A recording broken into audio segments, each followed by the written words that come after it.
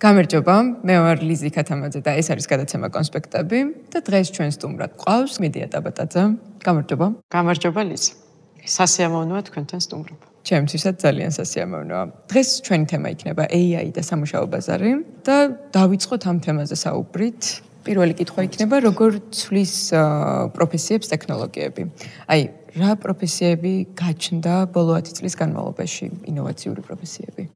საინტერესო კითხვაა და ამაზე ბევრს მსჯელობენ, იმიტომ რომ არიან ადამიანები, რომლებსაც უფრო პოზიტიური განწყობა აქვთ ტექნოლოგიების მიერ სამუშაოებისა და ზოგადად მუშაობის პროცესის ცვლილებაზე და არიან ადამიანები, რომლებსაც ბევრი კითხვა უჩნდებათ, კი მაგრამ რა მოხდება თუ როგორც ცვლიან ტექნოლოგიების სამუშაოებს, ამისთვის ძალიან მარტივი უახლოესი წარსულიდან ჩვენი გამოცდილება Zoom-ით მუშაობის, რომელმაც ბევრი ახალი სიტყვაც კი გააჩინა, ისეთი კორპორატიული სლენგები. დროც დაგვიზოგა. კი, დროც დაგვიზოგა, როდესაც მაგალითად ფიზიკური შეხვედრების დროს ჩვენ ვარჩევდით ვირტუალურ სივრცეში, ვარჩევდით კი ვალდებულება იყო რომ ვირტუალურ სივრცეში გვემუშავა და დღეს მაგალითად უკვე შეცვალა ძალიან ბევრი კომპანია და ბევრი ადამიანი, როდესაც გიგმავენ შეხვედრებს, პირველი შეთავაზება არის ხოლმე შევხვდეთ Zoom-ით, ანუ ვირტუალური შეხვედრები.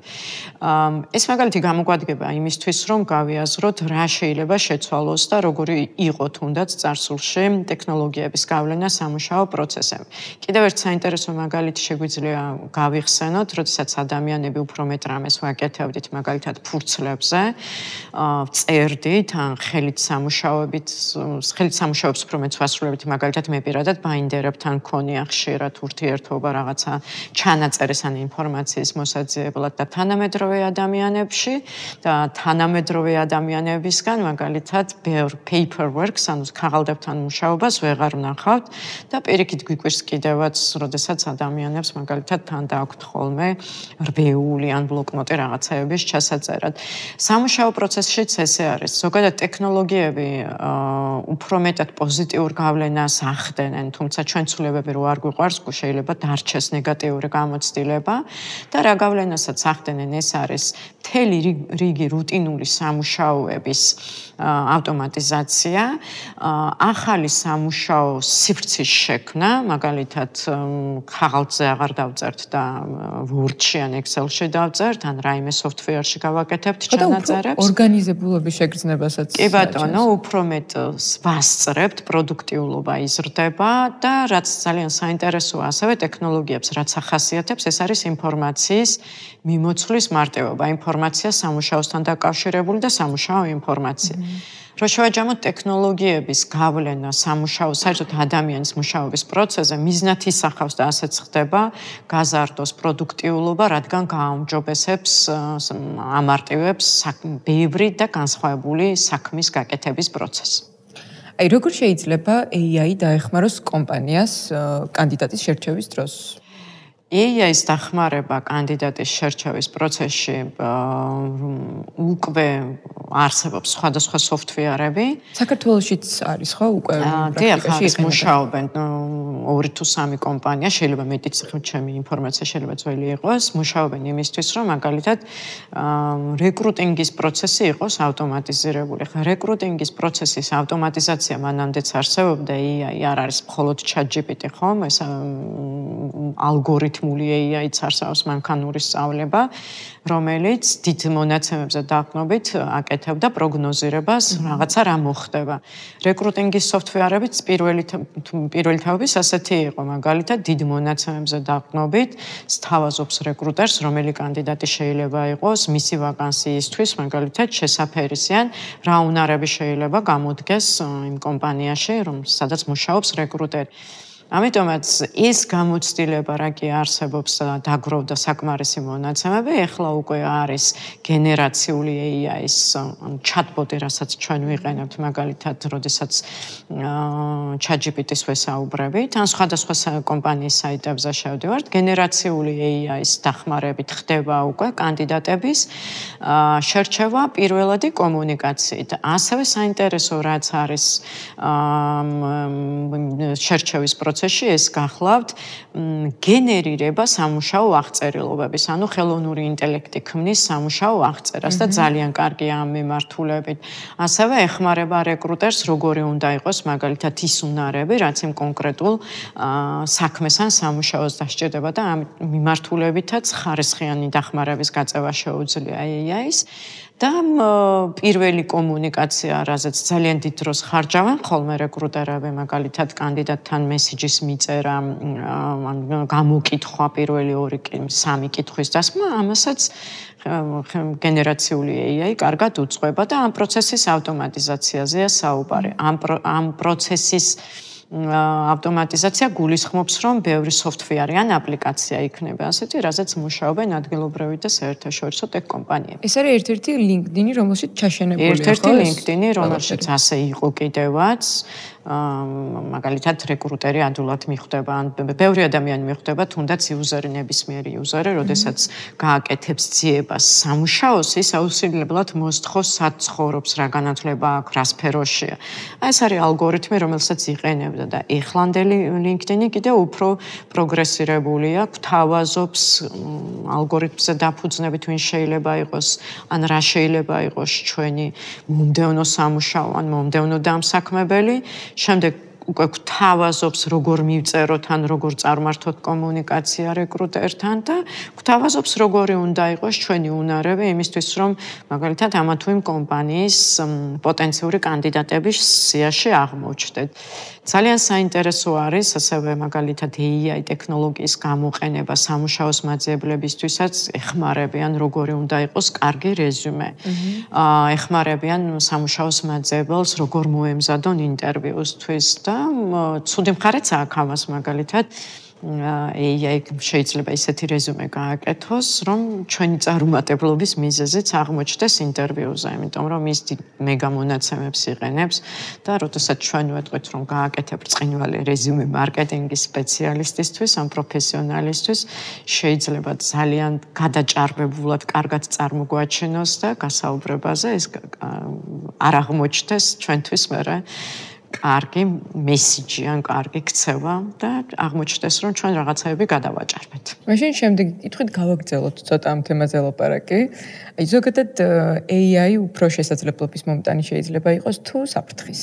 გააჩნია როგორ გამოვიყენებთ. მე მგონია რომ უფრო შესაძლებლობის მომტანია ვიდრე საფრთხის, მაგრამ თუ ადამიანმა არ იცის ეს ტექნოლოგია როგორ მუშაობს და როგორ გამოიყენოს, ძალიან დიდი საფრთხეა, რადგან აი თუნდაც ახლაც რაზეც საუბრობდით ხომ, ხელოვნური ინტელექტის დახმარებით CV-ს გაკეთება ისეთი, რომ აღმოჩნდეს კომპანიის თვის საინტერესო კანდიდატების სიაში. ამისი გამოყენება, როგორც მაგალითად საფრთხე ხომ, ძალიან მარტივია. თუ მართლა ჩვენ გვექნება ესეთი რეზიუმე, რომელიც ჩვენს რეალურ გამოცდილებას ცდება და ჩვენს უნარებსაც ცდება, შესაბამისად არასწორად ვიყენებთ და საფრთხეა, იმიტომ რომ იმ კომპანიაში ჩვენზე იტყვიან, რომ არასანდო კანდიდატი არის.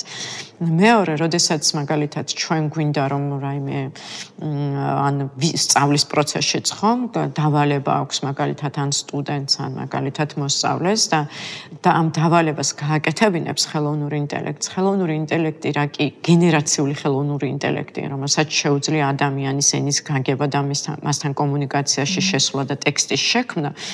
ვინაიდან ინტერნეტში არსებულ მონაცემებს იყენებს ქართულ ენაზე, მისი სიტყვათა მარაგი არის ღრული. შესაბამისად, ცოტა სიტყვებს გამოიყენებს, არასწორადაც გამოიყენებს, ამ პროცესს ჰალუცინაცია ეწოდება და თუ ადამიანს არ აქვს საკმარისი ცოდნა რაიმე საგნის ან რაიმე სფეროსი და აიღებს და დააკოპირებს ამ ტექსტს, საფრთხე არის ამ შემთხვევაში, იმიტომ რომ ადრესატი მარტივად მიხვდება. მინიმუმ ალბათ პლაგიატიზმის პლაგიატიზმი, არაეთიკური გამოყენება და რა თქმა უნდა, არაკომპეტენტურობა და ნაკლები ინტერესი ან საგნის მიმართ ან სფეროს მიმართ. თუ გავუწევთ კონტროლს, არაპროფესიონალიზმი, აი ეს შეგვიძლია დავარქვა. საფრთხე შეიძლება არ წარმოადგენდეს კონტროლს თუ ექვემდებარება, რა? კონტროლი ჩვენი მხრიდან გადამოწმება და მართვა და არა კონტროლი, იმიტომ რომ მე ასე მიმაჩნია არ შეიძლება ხელოვნური ინტელექტის მიერ, ანუ ChatGPT-ის, ანუ გენერაციული ინტელექტის მიერ გენერირებული ინფორმაციის პირდაპირ მიღება. უნდა წავიკითხოთ, შევაფასოთ, რასანდოა რა არასანდოა, როგორ გამოვიყენებთ ამ ინფორმაციას ჩვენ იმისთვის რომ მასზე დაყნობით ჩვენ რაღაცა გავაკეთოთ, მაგრამ ეხლა ცოდვა გამხელილი სჯობს, მე მაგალითად გამომიყენებია, დამიკოპირებია, როდესაც მეჩქარება და ინგლისურ ენაზე იმეილს ვწერ. თუმცა აუცილებლად ვკითხულობ ხოლმე, რომ რამე ისეთი არ იყოს, რაც კონტექსტში არ ჩდება. ხო, მანდაც ძალიან დიდი მნიშვნელობა აქვს, რამდენად კარგად იცის მაგალითად მომხმარებელმა რა ტექნოლოგიაა და რას ნიშნავს მისი მართვა, იმიტომ რომ მე მაგალითად ვკითხულობ, შემიძლია დავაწერინო, მაგრამ აუცილებლად წავიკითხავ, იმიტომ რომ ჩემთვის ძალიან მაინტერესებდა და ბევრი რაღაცები მოვიძიეს ტექნოლოგია რას გულისხმობს და იქ აუცილებლად ვაკვირდები რა სიტყვებს იყენებს, ჩემი სტილია თუ არა და კონტექსტს აღიქვავს თუ არა, რა კონტექსტიც მე მივაწოდე, რისთვის მინდოდა ეს პასუხი. ხო, ალბათ ძალიან მნიშვნელოვანია თან, როცა სხვა ადამიანთან გიწევს კომუნიკაცია, შენი პერსონალურობა შეინარჩუნო. სხვათა შორის ხელოვნური ინტელექტის მართვა, ანუ AI, ეს არის აი ამ კომუნიკაციის მართვა, როდესაც ჩვენ გვინდა რომ მივიღოთ კარგი ინფორმაცია, ხარისხიანი დახმარება, სადაც მაგალითად სანდო ინფორმაციას მოგვაწოდებს, ამ შემთხვევაში ძალიან მნიშვნელოვანი არის რომ კონტექსტზე ინფორმაცია მივცეთ, რომ აი რისთვის ვიყენებთ. მერე პერსონიფიცირებაც მნიშვნელოვანია, ანუ მე ვინ ვარ და რისთვის მჭირდება ეს. ან მაგალითად ვის უნდა გამოიყენოს ეს ინფორმაცია და შემდეგ უკვე ის ამოცანები, რაც გვინდა რომ შეასრულოს. ცხადია ამით ისწავლობს და ხშირად ამობენ ხოლმე პესიმისტები და მოშიშები, რომ აი ტექნოლოგია მერე შეშჭამს ჩვენს საქმეს და შეჭამს ადამიანურ მოდგმას, მაგრამ ჯერჯერობით არ გადავშენებულ ვარ, პირიქით გვეხმარება. მაგრამ ცხადია ის ამით იწურთნება და სწავლობს, თუმცა რო გაიწურთნება ის ისევ ჩვენ უნდა გამოვიყენოთ. როდესაც ადამიანი სტუდენტია და ეხლა იწყებს პროფესიის, ეხლა ირჩევს პროფესიას. ამ ძალიან სწრაფად ცვალება სამყაროში, როგორ შეიძლება განჭვრიტოს რა იქნება 5-6 წელიწადში მისი პროფესიისთვის საჭირო. აი უფრო კონკრეტულად არის რაიმე ისეთი სკილები, რომელიც თითქმის ყველა პროფესიაში დაგჭირდება, ეს უნივერსალური.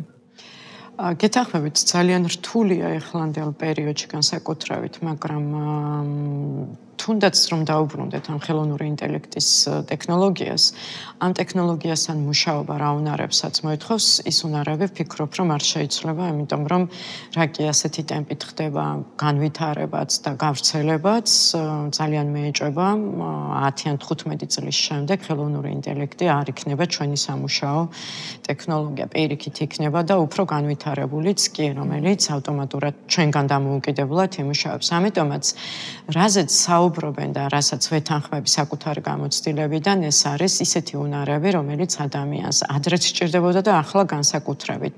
პირველი არის მაგალითად სტრატეგიული აზროვნება. სტრატეგიული აზროვნება არა რაიმე დიდი სურათის დასანახად, როდესაც მაგალითად კარიერას ვიწყებთ, არამედ აქ საუბარია იმაზე, რომ როგორ უნდა გავიაზროთ, გამოვიყენოთ AI-ის მონაცემთა ბაზები, შეგვიძლია ასე ვახსენოთ ტექნოლოგიის სპეციფიკიდან გამომდინარე, როგორ გამოვიყენოთ ან რა მონაცემები გამოვიყენოთ, გავიაზროთ რა ტიპის მონაცემები შეიძლება გქონდეს და როგორ გამოვიყენოთ, იმიტომ რომ მაგალითად ხარისხიანი დახმარება მივიღოთ. ეხლა რა ტიპის მონაცემებზე ვსაუბრობ ზოგადად, როგორც ვიცით და ბევრჯერ საუბრობენ ამაზე, ხელოვნური ინტელექტის ტექნოლოგია გულისხმობს შემდეგ რაღაცას. ეს ტექნოლოგია თვითონ სწავლობს, გულისხმობს რას? უამრავ მონაცემებზე აქვს წვდომა და შესაბამისად, როდესაც ჩვენ ვიცით ან კარგად დავფიქრდებით რა ტიპის დავალება როგორ უნდა მივცეთ, უნდა გავიაზროთ გვაწყობს და გვინდა თუ არა AI-ის მონაცემების ბაზები იმისთვის, რომ ჩვენი დახმარება მივიღოთ. რა თქმა უნდა გვინდა, მაგრამ უნდა ვიცოდეთ, რომ აი ამ მონაცემებთან სანდოობა ჩვენი როგორი უნდა იყოს რა ხარისხით, იმიტომ რომ ყველაფერი არ იცის. შესაბამისად, თუ დავუშვათ ვსაუბრობთ, რომ დაგვიწეროს იმეილი, ამასთან სანდოობა მაღალი უნდა გქონდეს, იმიტომ რომ უამრავი შაბლონი არსებობს იმეილისა, გაცნობის, წარდგენის, შეთავაზების, ანუ ტექსტური მონაცემები იმეილის დაწერის მიზნით უამრავია და შესაბამისად AI-ის მიერ მომზადებული ტექსტი იქნება სანდო. თუმცა, როდესაც საუბრობთ მაგალითად რა შეიძლება იყოს ცხოვრების აზრი და ამ კითხვის დასმა მინდა და ვისაუბრო ხელოვნურ ინტელექტთან, ხო, ამაზე. ამ შემთხვევაში უნდა გავითვალისწინოთ, რომ ესეთი მონაცემები არასანდო იქნება. ამიტომაც სტრატეგიული აზროვნება, აი შეგვიძლია ვთქვათ ესე, რომ რას კითხვა დავსვათ, რას ვენდოთ და რაში გადავამოწმოთ ან რა განვავრცოთ და მის მიერ მომზადებული ინფორმაცია ან ტექსტი მაგალითად საფიქრალად გამოვიყენოთ, ამის გამო ვამბობთ და ამბობენ, რომ სტრატეგიული აზროვნება ძალიან მნიშვნელოვანი არის. სტრატეგიულ აზროვნებას რაც ავითარებს, ეს არის ბევრი ინფორმაციის საკითხვა, სხვადასხვა დისციპლინების გაცნობა, დაფიქრება იმაზე, თუ რას ვთავაზობს მაგალითად რაღაცა მესიჯი ან ინფორმაცია, მე როგორ გამოვიყენებ. შესაბამისად, რაც არ დაძველდება, ეს არის სტრატეგიული აზროვნება, რომელიც მაგალითად განვითარებადია და ვითარდება სხვა საქმის გაკეთებისა და ფიქრის პროცესშიც. თუნდაც მაგალითად ჩვენი ყოველდღიური საჭიროებების ან მიზნების ყოველდღიური არა მიზნების შესასრულებლად. მეორე ძალიან მნიშვნელოვანი უნარი, რაც გვაქვს და რასაც გვთავაზობს ხელოვნური ტექნოლოგიები, იმიტომ რომ თვითონაც იყენებს, ეგ არის კრიტიკულ-ანალიტიკური აზროვნება. შეიძლება ესე არ გვიფიქრია ჩვენ როგორ სწავლობთ, მაგრამ თუ წარმოვიდგენთ, რომ ჩვენ პირველად რაღაც საგანს ხედავთ, ეგრევე ვიწყებთ იმის აღქმას, კატეგორიზაციას და მაგალითად ბავშვობის ასაკიდან ვიცით, რომ ეს მაგიდასთან რაც დევს ჭიქა. კრიტიკულ-ანალიტიკური აზროვნება ხა ჭიქასთან რა შუაშია, შეიძლება სხვა ფორმის რაღაცა დავინახოთ და მივხვდეთ, რომ დავუშვათ უпроსწორად, რომ ეს ჭიქაა და დავარქვათ სახელი და მართლა ჭიქა აღმოჩნდეს. ხო, ხელოვნური ინტელექტიც ესე აკეთებს სხვათა შორის მისი ალგორითმი. ის არის თვითსწავლადი, თვითონ სწავლობს და მისი ალგორითმი და პარამეტრები, სოფტვეარი ისე არის შექმნილი, რომ მსგავს საგნებს რომ დაინახავს, დაიმახსოვროს, რომ ისიც ჭიქა. აქედან გამომდინარე კრიტიკულ-ანალიტიკური აზროვნება ასევე მოდის სხვადასხვა ტიპის ინფორმაცია, მონაცემები, სხვადასხვა ტიპის საგნები, თეორიები, თეზისების გაცნობით. ესეც განვითარებადია, ადამიანი თუ პირდაპირ არ დაიჯერებს და მოისმენს იმას, რასაც მაგალითად მოისმენს ან მეგობრებთან ან აუდიტორიაში საუბრისას და დასვავს კითხვას, როგორ მუშაობს, რას გულისხმობს, ეს დაეხმარება ამ აზროვნების უნარის განვითარებაში. და მის კრიტიკულ-ანალიტიკური აზროვნება ცოტა უფრო განვითარებული იქნება, ვიდრე მაგალითად ხელოვნური ინტელექტისა. მესამე უნარი, რაც ძალიან საინტერესოა, ეს არის კრეატიული აზროვნება. რომელიც არ გულისხმობს მაგალითად რაიმე აი სასიამოვნო ვიზუალურად სასიამოვნო აღსაქმელად რო წარმოვიდგინოთ, ესეც არის, მაგრამ კრეატიული აზროვნება გულისხმობს იმას, რომ სხვადასხვა ინფორმაციის ან სხვადასხვა მონაცემების ან სხვადასხვა მესიჯების ან თეორიებზე დაყრდნობით ჩვენ განსხვავებული და საინტერესო რაღაც შექმნა, ან ახალი რაღაც შექმნა. საერთოდ ტექნოლოგიების ჩანაფიქრიც ეს არის. ან აუმჯობესებს ან ახალს ქმნის ყოველდღიურ საქმიანობაში. ამიტომაც ეს უნარები, რომელიც სტრატეგიული აზროვნებასთან გავაიგივეთ და ესეც არის, ან მაგალითად კრიტიკულ-ანალიტიკური აზროვნება და კრეატიული აზროვნება, ეს სამი უნარი არის, რომელიც ადამიანს დაეხმარება ტექნოლოგია გამოიყენოს ისე, რომ რაღაცეები გააუმჯობესოს და შექმნას. ეს უნარები არ გაქრება, ჩემი აზრით ადრეც არსებობდა და ეხლა კიდევ უფრო მეტი პასუხისგებლობით უნდა მოვეკიდოთ ჩვენს განვითარების პროცესს, რომ ეს უნარები განვავითაროთ და შესაბამისად ყველა საქმე და პროფესია, რომელიც მომავალში შეიძლება გაჩნდეს, ამ უნარებზე იქნება დამოკიდებულიც და მიმართულიც. ისე პროფესიები, რომელიც მაგალითად ეხლა ყველაფერი პროგნოზია, რომელიც შეიძლება გამართლდეს ან შეიცვალოს, მაგრამ პროფესიები, რომლებზეც საუბრობენ, რომ მომავალში მოთხოვნადი იქნება, ეს იქნება თვითონ ამ ტექნოლოგიის განვითარებაზე აუცილებლად იქნება მონაცემთა ბაზების განვითარებაზე მიმართული და ორიენტირებული და რაც ძალიან საინტერესოა ეთიკურად გამოყენება და კიბერუსაფრთხოება, ანუ უსაფრთხოება რომ მაგალითად deep fake ვიდეოებმა ჩვენი კრიტიკულ ანალიტიკური აზროვნების უნარი არ დააქვეითოს. მოკლედ, სამი ძირითადი უნივერსალური სკილი, რაც ადამიანს უნდა გქონდეს და გამოადგება აბსოლუტურად ყველა პროფესიაში, ეს არის კრეატიული აზროვნება, კრიტიკული და სტრატეგიული. ამაზე ვთანხმდებით ყველანი. და ტექნიკური უნარებიც გაჩნდა, როგორიც არის მაგალითად, დღეს ტრენინგებიც ტარდება ამ მიმართულებით, პრომპტის ინჟინერი, ანუ როგორ უნდა მივცე დავალება იმას ტექნოლოგიას, იმიტომ რომ ხარისხიანი პროდუქტი ან ინფორმაცია მივიღო. ეგ ერთი, მეორე არის მონაცემთა ბაზებთან მუშაობა, მონაცემთა ბაზების თუნდაც გააზრება, რა შეიძლება ეს გულისხმობდეს, აქ საუბარია იმაზე, რომ ადამიანმა დღეს უნდა იცოდეს, რომ ინფორმაცია ჩვენს ტვინშიც და სოფტვეარების და კომპიუტერის ტვინშიც კლასტერებად ინახება და შესაბამისად ესეც დაგვეხმარება, რომ ეს ტექნოლოგია უფრო ხარისხიანად და შინაარსიანად გამოვიყენოთ და რაც ძალიან საინტერესოა ასევე ეს არის უკვე უნარად უნდა მოვიაზროთ კიბერუსაფრთხოება,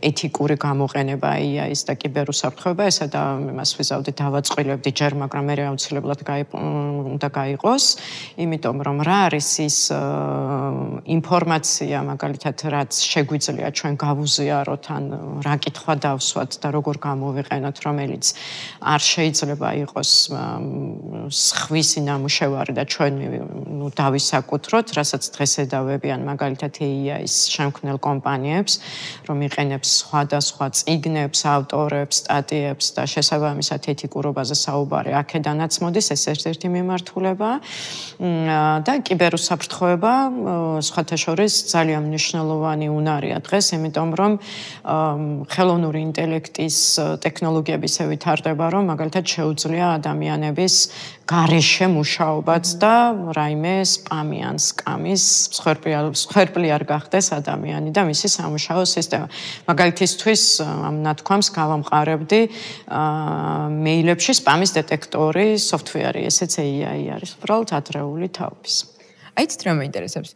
მაგალითად, თუ არ ვარ ტექნოლოგიური სფეროს წარმომადგენელი და დიდად არც მაინტერესებს ტექნოლოგიები და პროფესიით მე მაგალითად ვარ ფსიქოლოგი. რა დონეზე უნდა ფლობდე ხელოვნურ ინტელექტს, რომ საქმე გამიმარტივოს და საიდან უნდა მივიღოთ ან ეს ინფორმაცია სწორად? იცით როგორ არის ჩემი აზრით ძალიან ბევრი პროფესია და საქმიანობა იქნება ისეთი, რომელიც მაგალითად სრულად დამოკიდებული არ იქნება და აი აქ ზუსტად კარგად შემოდის შემდეგ ეს სტრატეგიული და კრიტიკულ ანალიტიკური აზროვნება როგორ უნდა გამოიყენოს ფსიქოლოგმა. ფსიქოლოგი, რომელიც მაგალითად ხელოვნურ ინტელექტს გამოიყენებს იმისთვის პაციენტს რა კითხვები დაუსვან, აი ისეთი ფსიქოლოგები ნამდვილად ჩანაცვლდება AI-ით. აი ეგ არის ის არასწორი მესიჯი, მაგრამ ფსიქოლოგი, რომელმაც იცის მაგალითად როგორ გამოიყენოს და სხვადასხვა აი ის ფსიქოტიპების ან სხვადასხვა პრობლემების შესახებ წარმოდგენა აქვს. კი ბატონო, შეიძლება აქვს წარმოდგენა რა მონაცემები შეიძლება არსებობდეს, ხომ უამრავი კვლევა არსებობს ხელმისაწვდომია თუნდაც სხვადასხვა ის გაერთიანებების ვებგვერდებზე მონაცემთა ბაზებში, ხო? მაგ შემთხვევაში მას შეუძლია უბრალოდ აი მაგალითად დამატებითი ინფორმაცია წამოიღოს სხვადასხვა ტიპის პრობლემის უფრო დასაზუსტებლად, ანუ სწორი იდენტიფიკაციისთვის წამოიღოს სხვადასხვა ტიპის ინფორმაცია, მონაცემების სხვისი გამოცდილება რა მოხდა იმ კონკრეტულ შემთხვევაში, თუ ადამიანების ფსიქოთერაპიაზე ვსაუბრობთ და მოვიაზრებთ ამას. შესაბამისად, აქვე უნდა გავავრცოთ ეს კითხვაზე პასუხი, რომ ფსიქოლოგია არის ის თემა, რაზეც ძალიან ბევრი მონაცემი არსებობს დღეს ინტერნეტში და აქაც დაგჭირდება თუნდაც ის კრიტიკულ ანალიტიკური აზროვნებაც და კრეატიულობაც, რა ინფორმაციას ვენდოთ და რას არ ვენდოთ. ჩემი აზრით, ესეთი პროფესიები ძალიან კარგი იქნება მე მომავალში აი სამუშაოთაც და დასასწავლად, იმიტომ რომ ერთის მხრივ არსებობს მონაცემები, რომელიც ჩემი პროფესიონალიზმიდან გამომდინარე მეცოდინება, რა კითხვა და რა ინფორმაცია ინფორმაცია წამოვიღო ამ ტექნოლოგიიდან და ამ მონაცემებზე და იმ მოძიებული ინფორმაციაზე დაყრდნობით, როგორ მქონდეს განსხვავებული ურთიერთობა იმ თემასთან, იმ ობიექტთან ან სუბიექტთან, რომელზეც მუშაობ. ფიქრობ, რომ ფსიქოლოგი, ექიმი, აი სამედიცინო სფეროში ძალიან საინტერესოდ ვითარდება, ბიოინჟინერია, ბიოლოგი, ეს არის ის პროფესიები, რომლებიც ასე ნაწილდება დღეს 30% ხელოვნურ ინტელექტს, 70% კიდე ადამიანის ინტელექტზე არის დამოკიდებული, რომელიც საინტერესო შედეგებს ქმნის. შეფერდება თითქმის იგივე. ადრე იყო სანამ ხელოვნურ ინტელექტამდე მივიდოდით 20% თეორია და დანარჩენი პრაქტიკა. დაახლოებით ეგრე ნაწილდება. ერთი კითხვა მაინტერესებს კიდევ ძალიან. არსებობს თუ არა თქვენი გამოცდილებით უკვე დადასტურებულად რო იცოდეთ, რომელ პროფესიებს შეიძლება საფრთხე ემუქრებოდეს ამ ხელოვნური ინტელექტის ფონზე? ისეთი სამუშაოები, რომელიც მარტივ და განმეორებად საქმეებს ასრულებს. მე მიყვარს ხოლმე ამ ანალოგიის მოტანა. მაგალითად, ხელოვნური ინტელექტის პირველი AI ეს პროდუქტი არის კალკულატორი. ძალიან სწრაფად გჯობნის, ხო? ამაში ყველათან ხდება, რომ ჩვენზე სწრაფად დიდი ციფრების ერთმანეთზე გამრავლება გაყოფა შეუძლია. მეორე არის მაგალითად ჭადრაკი. იმიტომ რომ ის აკვირდება იმ ქცევებს, რომელსაც უბრალოდ ალგორითმი აგროვებს ქცევებს, ვინ როდის, რა სულები გააკეთა. ჩემი აზრით, ყველა ის სამუშაო, რომელსაც აქვს ეგეთი ქცევები, რომელიც მონაცემები, აი მაგალითად რეკრუტინგის სამუშაო ესეთია განმეორებადი სამუშაოებია, რომლებსაც არ სჭირდება სტრატეგიული აზროვნება, დღეს ეგრეთი დიზაინისა სამწუხაროდ, კრიტიკულ-ანალიტიკური აზროვნება დიდად და კრეატიული, იმიტომ რომ არის ჩამონათვალი, რომელსაც ალგორითმი მარტივად სწავლობს. მაგალითად, რა ჩამონათვალია? ყველა ის ადამიანი, რომელსაც აქვს დამთავრებული უმაღლესი განათლება, მაგალითად, აქვს BBA ან MBA ხარისხი, რომელიც ცხოვრობს თბილისში, რომელიც 1 ან 2 წელი მუშაობდა, მაგალითად, TBC ბანკში, რომელმაც იმუშავა მარკეტინგში, ეს არის მარტივი ალგორითმი, რომელსაც დიდი აზროვნება არ სჭირდება, ხო? სწრაფ კალკულაციას აკეთებს და როგორც მაგალითად სოფტვეარი, ჩვენ რო ვკითხოთ, რომ მაგალითად რა არის თოლია, ჩიტი თუ ცხოველი, ეგრევე სწრაფად გვპასუხობს, რომ მაგალითად ჩიტია, იმიტომ რომ ის ინდექსაციას აკეთებს, რომ თუ ორი ფეხი აქვს, თუ ნისკარტი აქვს, თუ ფრთები აქვს, ჩიტი ესე აკეთებს აქაც ეს ალგორითმი, ხო? თუ MBA აქვს, თუ 2 წელი მუშაობდა, თუ TBC-შია და თუ მარკეტინგი, ეს არის შენი კანდიდატი. ამიტომ რეკრუტერი ესე აკეთებს სელექციას იმის კანდიდატების სივებისას, თუ ესე, თუ ესე, თუ ესე. შესაბამისად ეს ჩვენზე უკეთესად გააკეთებს. ეგ კი არა, მახსოვს ძალიან ადრეც არ იყო, მაგალითად გაჩნდა სტატია, რამდენი წამით ჩერდება რეკრუტერი კანდიდატის ან ადამიანის CV-ზე. ცოტა აღმაშფოთებელი ისინი იყო მე რეაქციები, რომ როგორ მე დავწერე ჩემი CV, გაგიზიარე და შენ 6 წამზე მეტი არ ჩერდები. კი, ესეა, გაცხრნილია იმისი ადამიანის ალგორითმიც გაცხრნილია და იმის მიმიკაციას აკეთებს ზუსტად ხელოვნური ინტელექტი. ამიტომ ესეთი სამუშაოები თუნდაც მაგალითად მარტივი ხელშეკრულებები, რომლის პირობებიც განსაზღვრულია, რომ მაგალითად 6 თვით უნდა იყოს ამ პოზიციაზე სანაცვლოდ, ეს მიაქვს შაბლონებით, რომელიც ძალიან მარტივი ალგორითმით დალაგებული. ჩვენთანაც ჩვენ სამუშაოებშიც რომ აი მარტივი პირობებია მოკლედ შესასრულებლად, ესეთი სამუშაოები ძალიან კარგად მიაქვს ამ ტექნოლოგიას გადაამუშავებს და ქმნის პროდუქტს. ეხლა უნდა მეკითხა კანდიდატის შეფასებისას, რომელი თვისება და უნარჩვევას ვერ შეცვლის AI მეთქი და ფაქტობრივად გავეცით პასუხი, რომ ის 3 კომპონენტი რაც დავასახელეთ გვაქვს. იმის იდენტიფიკაციას მარტივად შეძლებს პირველი თაობის რეკრუტინგის სოფტები ასეთი არის, სოფტვეარები. ის რაც იმის უკან არის, აი მაგალითად როგორ აკეთებს კითხვა, რომელიც ძალიან საინტერესო კითხვაა, რომლის დროსაც მაგალითად ინტერვიუერი უსმენს თუ როგორ სჯელობს როგორ იყენებს თუნდაც ამ კრიტიკულ ანალიტიკურ აზროვნებას, აი მაგის შეფასებას ვერ მოახდენს ჯერ AI, მაგრამ ისეთი კითხვები როგორიცაა მაგალითად სად მუშაობდი, რას აკეთებდი, რატომ გინდა ჩემთან რა მოლოდინა, მარტივი არის და შესაბამისად საუბარში შედის საკეთებს ამის ავტომატიზაციას, აგერ ხელოვნური ინტელექტის ხმოვანი ასისტენტებია, უკვე ჩვენ კი მე აღფრთოვანებულები ვართ ხოლმე, რომ ვინმე ეგრეთ წოდებულმა რობოტმა ჯულიამ ინტერვიუ გამიკეთა. ეს არის ხმოვანი ასისტენტი, სხვათა შორის პირველი ტექნოლოგია, რომელიც შემოვიდა ჩვენს ცხოვრებაში, ალექსასი და სირის სახით. ძალიან საინტერესო თემებს შევეხეთ და ჩემთვისაც ბევრი ახალი და საინტერესო ამბავი იყო. რა შეიძლება რომ დავაკონსპექტოთ აქედან? რა შეიძლება რომ დავაკონსპექტოთ ჩვენი საუბრიდან? პირველი ის, რომ ხელოვნური ინტელექტი უფრო გვეხმარება სამუშაოების საინტერესოდ შევასრულოთ, როდესაც ვიმუშავებთ, სწავლაში გვეხმარება, იმიტომ რომ ერთ-ერთი ძალიან კარგი ტექნოლოგია კრეატიული ტვინი შტორმის და მესამე ხელოვნური ინტელექტი არ ჩაანაცვლებს ადამიანს, პირიქით უფრო დაეხმარება მასზე პროგრესული იყოს და ჩემი ყველგან სადაც შესაძლებლობა მაქვს ამაზე ვსაუბრობ ხოლმე, რაც შეიძლება მეტი ინფორმაცია უნდა გქონდეს 21 საუკუნის ადამიანს გაცილებით მეტი ინფორმაცია და ცოდნა უნდა გქონდეს, ვიდრე ხელოვნურ ინტელექტს. წინააღმდეგ შემთხვევაში ჩაგვანაცვლებს. ნამდვილად საიმედო კონსპექტებია. დიდი მადლობა. მე ამას დავაკონსპექტებ ძალიან კარგად და აუცილებლად გაგიზიარებთ ყველაფერს.